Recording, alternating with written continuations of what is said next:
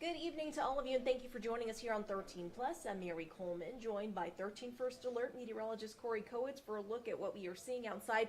I want to take this quick live look for everyone, Corey, so they can see what our Mount Bigelow camera looks like right now. Pretty dark and gloomy. Pretty cold looking, if that's even a thing. Yeah, so, I mean, sun's setting, and you got the clouds, you got to see the snow there.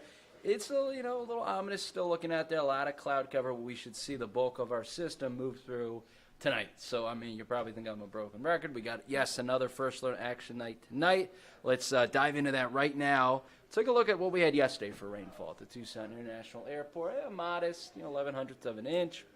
Still is the driest it's ever been since early August. I mean, it's kind of crazy. You think with all the rain we've had more, but no, only 1.29 inches through that time. Again, like I said, still the driest it's ever been in history. And more Mount Lemmon snow's on the way. Here's a nice look from Summerhaven. They got a nice 3 inches of snow yesterday, putting their season total up to 26 inches. And pretty interesting, last 2 weeks they've gotten as much snow as they've gotten the rest of the season combined. So all of it kind of coming together here in March, really active pattern. They can see another 4 to 6 inches of snow tonight. Taking a 4-box look, right? A little gloomy out there, just dark, but you can see a lot of cloud cover throughout the region. Here's what that radar and satellite looks like, seeing a lot of clouds and a little of that green, right? A lot of that's not even making it to the surface. If it is, it's a really light drizzle. Zooming into Tucson, you can see a little of that green moving from west to east there. I mean, right, a drizzle. It's not going to be too impactful here. You can see more impactful, heavier, wetting rain later tonight. Let's take a look at our First Alert radar on our First Alert action night. You can see a little bit of that rain try to make its way into the Tucson metro, especially up to the north by 9, 10 o'clock. And then you get to those overnight hours really making itself at home, especially Tucson and northeastward through those overnight hours, through those early morning hours. And by the time you get to the morning tomorrow, there's some lingering showers off to the east and higher elevation, snow, and then really all out of the way by midday tomorrow for the most part. So here are the odds you'll see that rain tonight through tomorrow morning. 60% chance in Tucson. Best shots off to the north and east. Up to a 90% chance at Safford. 100% chance in the mountain town of Hannigan Meadow, and less so of a chance the farther west to go, down to a 30% chance in Ajo. We go hour by hour in Tucson. Those rain chances do begin to ramp up as the night wears on, peaking at a 60% chance for that rain.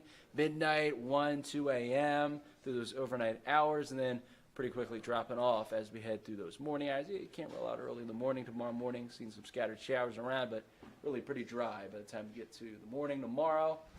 So let's go ahead to the weekend. All right, we got 60s and 50s tomorrow. Another chilly one, a little warmer than today, but still chilly. And then Sunday looks great. Almost everyone is going to be in the 70s. And those weekend morning lows, a little bit on the cold side for this time of the year. We got lows in the 40s in Tucson and 30s, maybe even 20s out east on that Sunday morning. But like I said, afternoon high is going to be beautiful. 53 right now in Tucson and cloudy. Friday night in Tucson will look like this. Temperatures in the 50s and 40s, so chilly. Make sure you're bundling up, but also trying to stay dry as those chances for rain do ramp up through those overnight hours. A 30% chance for it over the next hour or so. 50% chance by 11 and a 60% chance topping out there by 2 a.m. You'll be out there late, right? Make sure you are bundled up and also trying to stay dry. So First Alert action night tonight, drying out tomorrow, warming up through Monday. Cooling down Tuesday, and then warming right back up by the time we get to late next week. Check that out. Roller coaster, for sure. All right, Corey, thank you. That Sunday, like you said, magical. Oh, yeah, Sunday looks great. Thank you. Well, let's jump right into our story for this evening. As promised, most consumers pay all their bills online or through apps. Although fewer checks are being written, check fraud is actually on the rise. Gary Harper explains how this is possible and what you need to look out for.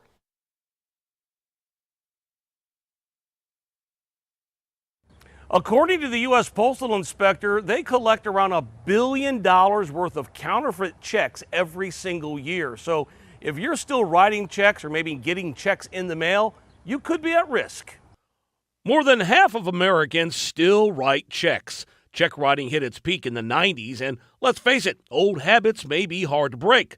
But according to the American Banking Association, also known as the ABA, cutting down on check writing could reduce your odds of becoming a victim. The ABA reports that checks continue to be one of the most prevalent vehicles to commit fraud and scams, despite shrinking usage of checks as a valid payment vehicle. Joe Bernardo is in charge of fraud and claims at Wells Fargo. He tells On Your Side that there are a number of ways that check writers can become victims. The first is mail theft.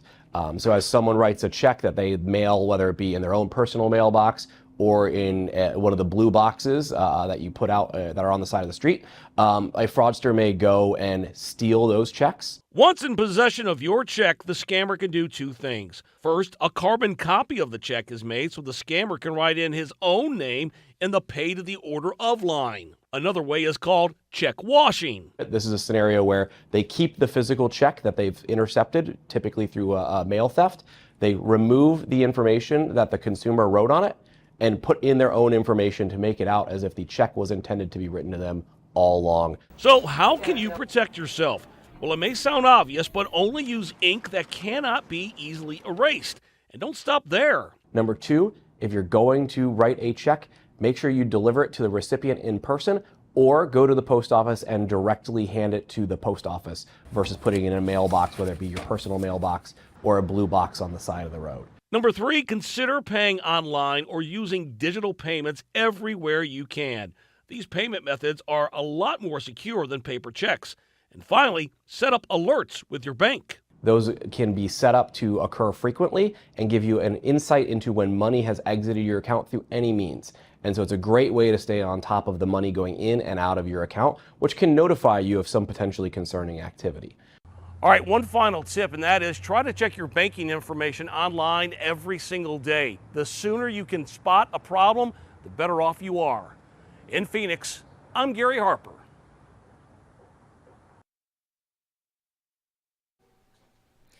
All right, friends, we will leave you with a live look from Big Bear where this mama eagle is still protecting her babies in this weather. You can tell it's so cold out there.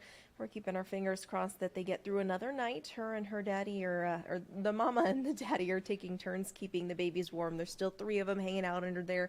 They're still seemingly healthy and happy and eating and everything is going well. But again, these cold nights are very, very tough on them. So we're just keeping an eye on them and hopefully everyone just gets through these storms that we are seeing. We hope you join us for 13 News Live at 10 for more of your news and weather. And if you don't, we hope you have a great weekend. See you later.